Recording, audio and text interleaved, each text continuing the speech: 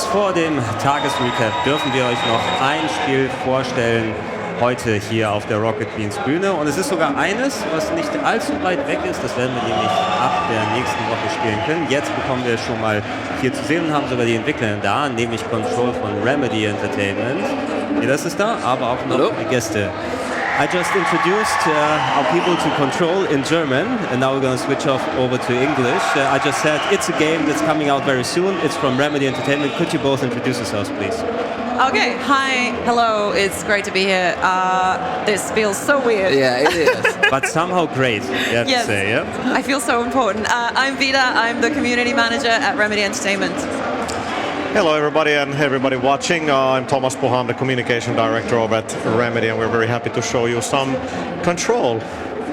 Exactly, yeah. You're gonna play a little bit of Control. And I will try. You will try and try to concentrate on it, and you're gonna talk to us a little bit about it. So I can also actually say a little bit about Control because I had the opportunity to play already the finished version. But you of course know very much more about the game. Could you at least, you can play and you can explain what is Control exactly? Alright, so Control is the new game by Remedy Entertainment. It is a game where you play as Jessie Faden. She is this young woman who comes to this strange shifting building that's bigger on the inside, that contains multiple dimensions, that looks like an office building but is much more than an office building. It's the headquarters of the Federal Bureau of Control. It's a secretive government organization whose job is to seek out these supernatural items and contain them and study them.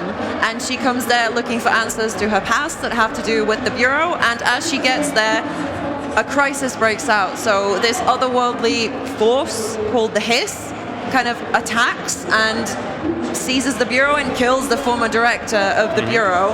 And through a strange ritual, Jessie finds herself becoming the new director, and she is thrown headfirst into this situation as she has to fight the Hiss and she has to take back control. So that is roughly what the game's about. There's a lot of elements in there, but yeah.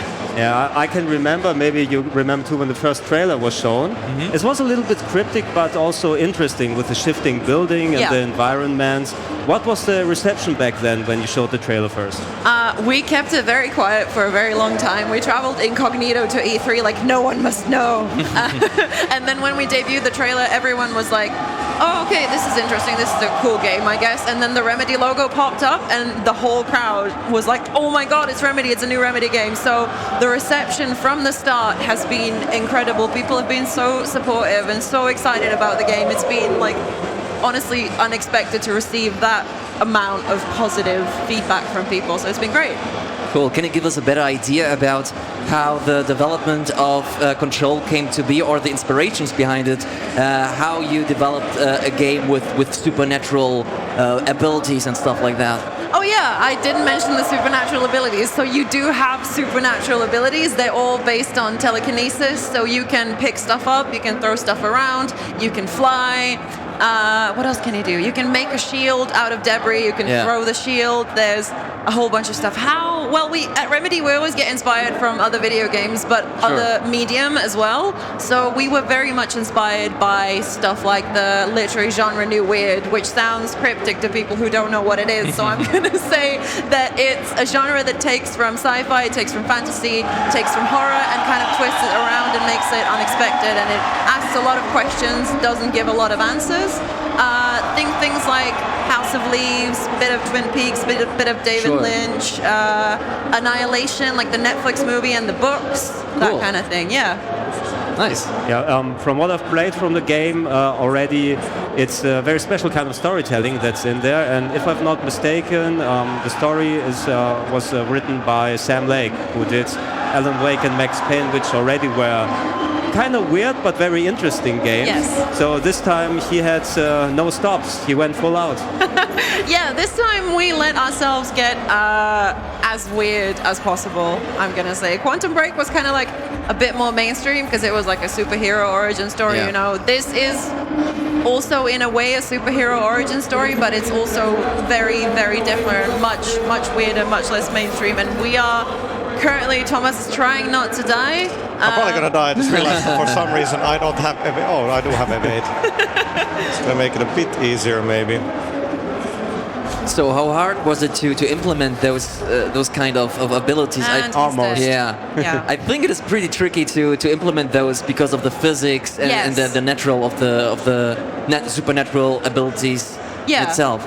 I'm gonna say it was very tricky, but we love blowing stuff up. Like with Quantum Break, we started really enjoying blowing stuff up. So with this one, we wanted to make the environments as reactive as possible. We wanted you to really feel like you're in a world where you can interact with almost anything. So you can pick up almost anything, you can throw it, you can break a lot of stuff. So sometimes it's just fun to, let go and just completely wreck shop in an office. Yeah, that's one thing that actually impressed me. We're playing it now on the PS4. I played the Xbox version of home. Of course, there's also a PC version Yes. with RTX support, so Yes. especially for these kinds of effects. I was impressed how specific you can be in destroying the environment, how everything breaks away as it should. So yeah, you can present us a little bit here. Yeah. That's what I was trying to do. Like, yeah, I mean, we're almost like surprised I shot up a lot of toilets, so to speak, just to see how they explode. There's plenty of bathrooms in That happens. in the Okay. oldest house. There was nobody on there, but it's okay. But yeah, we almost surprised ourselves with just like how much sort of destruction we were able to get in there, especially on the consoles. And there is good parity on all the different platforms, but like you should be able to like pick up pretty much anything you see. There's kind of like 3 different object sizes, and you can upgrade your launchability, which I'm using right here, to throw stuff.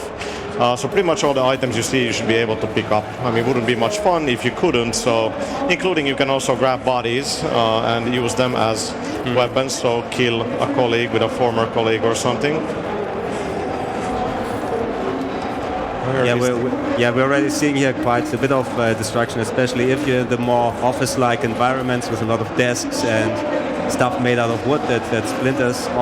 What we also see, of course, you have your gun. Additionally, you're Yes. using it in combination with the telekinesis powers. One thing that also was a little bit unusual to get used to, it's that it's not a traditional kind of gun with ammunition that you collect, but it has a kind of cooldown which you have to work with. Well, was it a specific decision to use a special kind of gun here to just to feel different? We wanted to make a weapon that's interesting, that's not like every other gun in every other video game. So, and something that like makes more narrative sense in the world in a way. So we thought, okay, is she going to be carrying 4 different types of guns on her person at all times and switching between them, or should she have a weird supernatural transforming weapon? And then like the choice was obvious. So the service weapon has several different forms that you can unlock and craft during the course of the game. And you can freely switch between them. So I think, what are you using now? I think you're using... See, he's being very smart. He's running away. Oh no! So this is Shatter. It's very powerful at close range, and it has a wide burst of fire. Oh boy. Kill some enemies. Get the energy. I'm trying, man. Do Yeah. it. Do No it. pressure, no pressure. So what we've also got, what Thomas is trying to do now, is you don't automatically regenerate health. Enemies drop health. I'm having a bad day in the office. Sorry. Yeah, but it's also a thing. Of course, we already said that you're gonna primarily play while we're talking. Yeah. I'm glad that while I was playing it, I didn't have to talk because you have to concentrate. You do have Yeah. to. Really quite a bit. As you said, no regenerating energy. Yeah. You have to be a bit deliberate with your Yes. movements. Ilyass, what was your impression up to now? Because you haven't seen that much of the game. No, it is pretty interesting. I think that it is cool. Just pretty interesting. Sorry? Just pretty No, interesting. it is very, very interesting. It's There you go. interestingly pretty. No? So. No, I think it is interesting that you have those kind of abilities that is not just useful in the combat, but also in the progression, I think. Yeah. So we've been partially inspired by Metroidvania games. Okay. So there is a certain like open-endedness to the levels. Okay. So once you get to mission 3, you lift the lockdown of the oldest house, so all of the sectors in the Federal Bureau unlock. Yeah. So you can technically go anywhere, but there will be certain places that will be inaccessible to you because you, for example, don't have the right keycard, or you don't have the right ability to access them. Like, for example, there will be something very high up and you won't have levitate to reach it, so Yeah. you will have to get levitate. or there will be a certain type of like environmental hazard that won't let you progress, and you will have to find a Federal Bureau employee, talk to them, figure out a cure and stuff like that. Yeah. Okay, it is not just like a classic action adventure where you have chapters. It is more like you have an area that is opening up bit by bit. Yeah, and of course there is a main path. There are main missions, but there will also be side missions where you explore things about the world. I'm just going to ignore the fact that Thomas died for the third time. I'm trying to make the point that it's a very challenging game. So I'm just showing people what not to do. It is fine. We have experience in failing live. Yeah, we're the masters of failing. So it's sad but true. It's the environment here. Yeah, you talked about the Metroidvania-like structure. Yeah. Of course, with a big environment, they're not made into classic chapters. One thing that I also noticed is that you have quite an amount of side content in there. Yes. So actually, real side quests that you can do with environments you're not normally going in there. Was this a conscious decision, so to speak, to make the lifespan of the game longer? So not just it's played through and it's done, but you have also a lot of stuff to do afterwards. Yeah, absolutely. Because the main story is about Jessie. It's about her journey to figuring stuff out about herself, about becoming the director, growing into that role. And then the side missions are more about this world and the Bureau and the oldest house. And of course, once you complete the main mission, you're still the director of the Bureau. There's still work to be done. There will be side missions, there will be secrets. We love hiding things at Remedy. We've hidden a lot of stuff in this game. Side missions, bosses, secrets, loot, stuff like that. Cool. Yeah. So we see now that the main character changed her outfit, so this is probably also a mechanic that you can change outfits which give you new abilities or more options in fighting. What can we expect in that field? The outfits are just outfits. They don't have an impact. They just look nice. Yeah, Cool. they don't have an impact on the abilities. I'll get into that right. So there's a couple of things. So you have control points, which basically acts as fast travel points, and there you can allocate your ability points. So there's a skill tree that you can customize. So you can kind of make. As I'm throwing around bodies here, that's one of the things you're going to have to kind of unlock and spend ability points on. And then the additional thing is you can also tweak how the service weapon works and how some of the abilities work. Okay. So there's mods.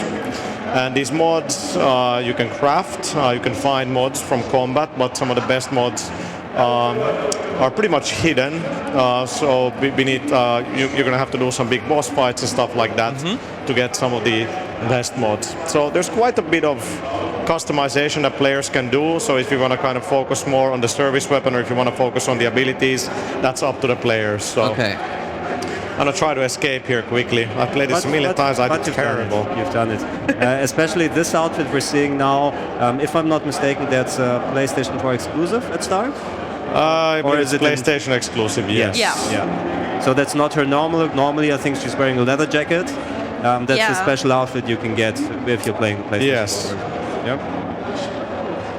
And then there we see, like I was saying, about a little bit twisted environment. Yeah. So it wasn't built to code. Yeah, it has some violations. Yeah.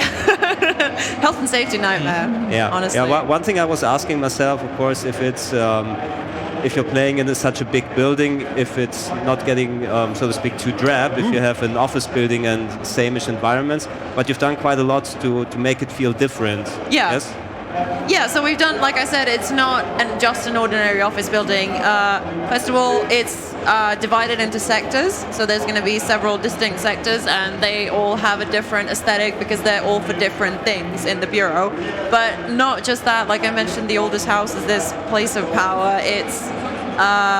It contains kind of gateways to other dimensions, so you will find things that you wouldn't. Of course. I mean, yeah. If you're a secret government organization, if you're not in a building that can go into multiple dimensions, what are you even doing? Seriously. Seriously. It's like my sock drawer. Works exactly the same. So we can see numbers above the enemies. So are they leveling up, or do you level up? That just illustrates their Their level. strength? Okay. Yeah. Okay, but you don't have a specific level. It's not like you have an RPG system where you're gathering experience points. There's a system kind of in the background that's not really visible. So technically, yes, you're kind of gaining XP, but no, there's no kind of visible numbers or anything like that. Okay. But it's let's see. I have some other. No, put some mods. See, that's why I was struggling. I don't have the right mods, so maybe health boost, health recovery. Okay. There we go. Yeah, health boost, you need that. Headshot boost. That sounds good. And you can gain more mod slots by upgrading at control points. I see. Yeah. Okay. That's one of the control points. Yes, here, that is one of the control points. They function as checkpoints in the game. So when you die, you respawn at the last control point that you interacted with. Okay. You can use them to fast travel. You can use them to upgrade your abilities, which is what Thomas is trying to do now. When you interact with them, they heal you, which is really good to know if you're low on health and there's no enemies nearby to pick up health from. Yeah, we're seeing in the background one of the many scenes with real actors that's been put in there for your pleasure, for information. Yeah. One thing I had to say, it's I'm not an avid reader of in-game documents or voice logs or something that you can find. Of course, you have stuff like this in here. Yeah. But it was kind of weird enough that I found myself reading more than usual. That's super good. nice. We tried to make them short enough so that you don't have to scroll through pages of text because no one wants to do that. You want to be playing the game. And we are trying to tell the story in different ways. We're trying to give you more freedom in how you experience the story. So you can talk to NPCs, you can watch these videos that are in the game, you can read things, you can find stuff by looking at the environment. So it's much more, I'm going to say the word, we give the player more control. Jeez. Yeah. You could say like this. Is there the fear maybe that that the game is a little bit too much out there for many of the players? That they say, oh, I would like a little bit more something traditional, or do you think challenging the player is a good thing? I think it's a good thing to challenge the player. I think it's always a good thing to give people new stuff to experience. And from what we've seen, from how people have been reacting to the game so far, is people like weird and people want weird. Cool. It's good being weird. Yes. Hashtag. It's a good tagline, yeah. To put in some boxes. Damn. So this little thing is called an astral spike. It's like, so I mentioned other dimensions. So one of those dimensions is the astral plane, which is closely connected to some important narrative stuff. And the astral spike is one of the things that has escaped from the astral plane into the oldest house. And they've kind of tried to contain it. So we've locked it up now. So hopefully that's a good thing. Hopefully it's not like a very, very nice spike and we've just done a terrible crime. I don't want to jinx it, but Thomas is doing really good right now. I think you just jinxed it. I'm gonna stop right here now. Yeah, how much of a focus is on? We've seen a small puzzle here now. Of course, there are puzzles strewn throughout the game. Yeah. But my impression was it's not like you're getting kind of a Portal-like game where you have big puzzle rooms and you're spending hours there. It's more like small stuff in between. A lot of it is physics-based. Like you've seen me throw around the power cores, and as we do have a new physics system in, as we develop the game, it was like, oh, that's quite a lot of fun. So the side missions have a little bit more of that sort of mechanic, but there's a couple of interesting puzzles in the main missions as well. But I mean, it's an action game. There is one puzzle that people sometimes get super stuck on that I can get stuck on until. Do you mean the one that I have to watch from a video? Yes. Yeah, here we're seeing a bit of different kinds of enemies. Yeah, so we've got, I think, the most different enemy types that we've had in a Remedy game, which is pretty exciting. So the orb I just nuked, the orb was boosting the health of these enemies. So often you end up in a situation where you're going to have to get rid of the orb first because it's buffing the enemies. Or there is an ability that you can get. It is an optional ability. So some abilities you can get through side missions and you don't need them to complete the game. So technically you can't complete the game without unlocking every ability. I see. So this one is called Seize, and it lets you kind of switch the allegiance of enemies so they fight on your side. So if you get the hiss cluster, if you like destroy its health a little bit and then you use seize on it, then it will heal you and it'll be your best friend for a little bit. All right. Let me see if this monitor has the... See, we even have the power cord. The cable is even there. the cable is there. Like, it's crazy the amount of detail our folks have done back home. Now you can see how her abilities kind of impact her surroundings, like stuff is floating around. And all right, we wrecked this. Oh, Oh still no, there. this guy. Including his So chair. yeah, so we're in the research sector, which is the part of the Federal Bureau of Control where they do the weirdest and sometimes most questionable experiments. And the gentleman on the chair is one of those experiments, experiments. He has now been possessed by the hiss, but yeah. Of course, it's a different game than the predecessor, Yes. so to speak, than Quantum Break. But I think technically the basis is a lot of things that you learned on Quantum Break.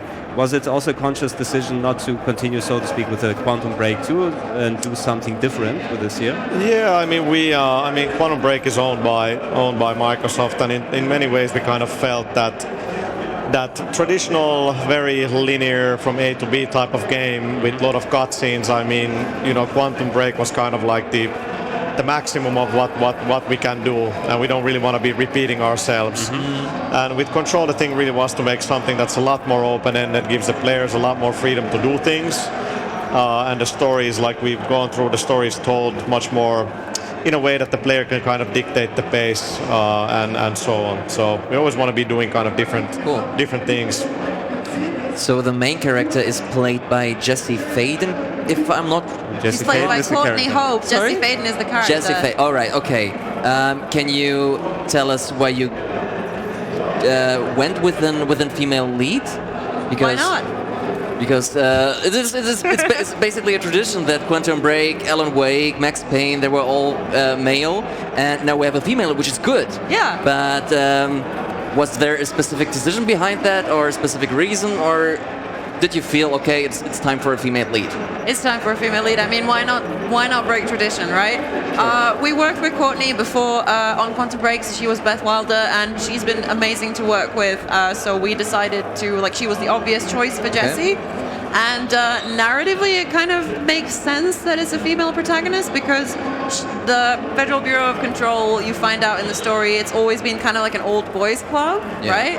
And it's always been sort of steeped in this kind of tradition. So Jessie comes in there and she's this breath of fresh air in a lot of ways. Cool. So nice. Yeah. Nice to hear. So one thing I like to do when I'm clearing points, I'm just turning the camera around fast. Kind of feels natural. Maybe it's a quirk of mine. Do you have a plan already, since it's releasing next week, how you're going to support the game in the future? Because, of course, you're still going to do more DLC, more content. Yeah, so we're going to talk about that in a couple of weeks. I mean, what we've said is there's going to be 2 expansions, which are quite a way off. I mean, we're just basically done with the game, and people are having their vacation and coming back and figuring it out. But there's going to be a photo mode pretty soon, and something else is coming as well. But we're going to talk about that in the next couple of weeks, I believe.